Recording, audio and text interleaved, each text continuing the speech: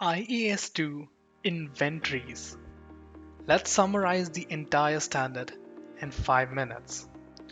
We divide the entire discussion into 6 different segments.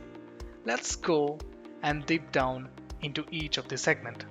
Let's start with the definition.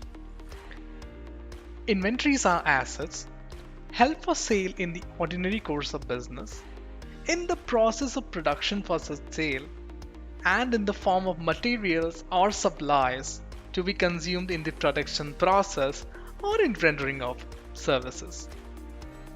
Let's understand the scope of IAS 2. Scope exclusion. So there are two types of scope exclusion under IAS 2. One is a complete scope exclusion, which means IAS 2 is not applicable in this case in its entirety.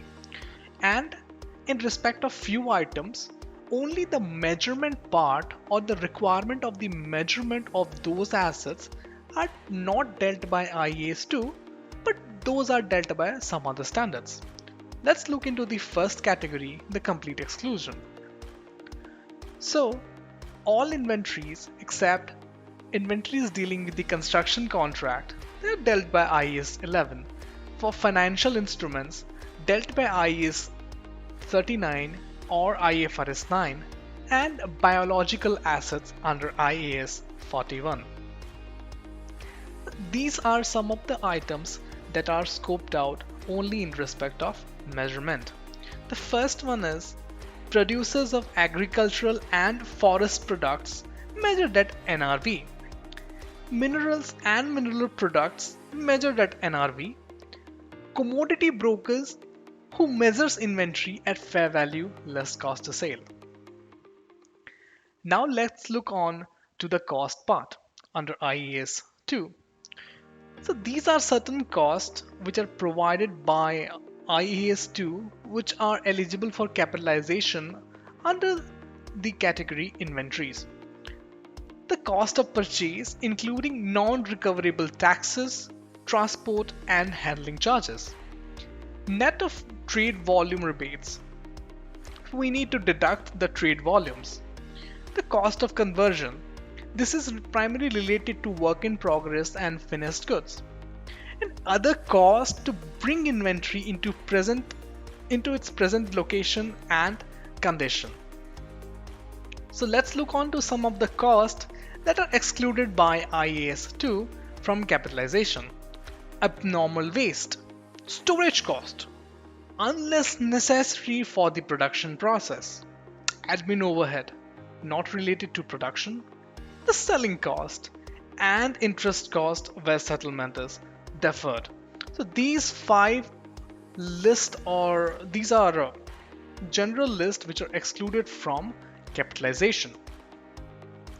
Now let's look into the definition of NRV or net realizable value. Net realizable value is the estimated selling price in the ordinary course of business less the estimated cost of completion and estimated cost to make the sale. So basically the conversion charges and the selling expenses we need to deduct from the sales price to arrive at net realizable value. The fifth part is the cost formulas. In respect of non-interchangeable items, we need to use the specific identification method as a cost formula. For interchangeable items, we can use FIFO or weighted average method. However, under IAS 2, LIFO is prohibited, which is one of the most significant difference as compared to the US GAAP. Now let's look on to the measurement part.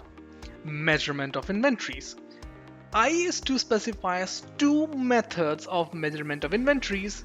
The first one is the standard cost and the second one is the retail method for the purpose of measurement of inventories. Let's look into the standard cost approach. This approach takes into account the normal level of material and supplies utilizations and the efficiency and the capitalization and the capacity utilization, and they are subject to review on a periodic basis. Under a retail approach, retail approach is generally used in respect of the retail industry, as we know, and in this case the cost of the inventory is computed by reducing the sales price of the inventory by an appropriate gross margin. So this is it. So this is the entire summary of IAS 2 excluding the disclosure requirement. Thank you guys.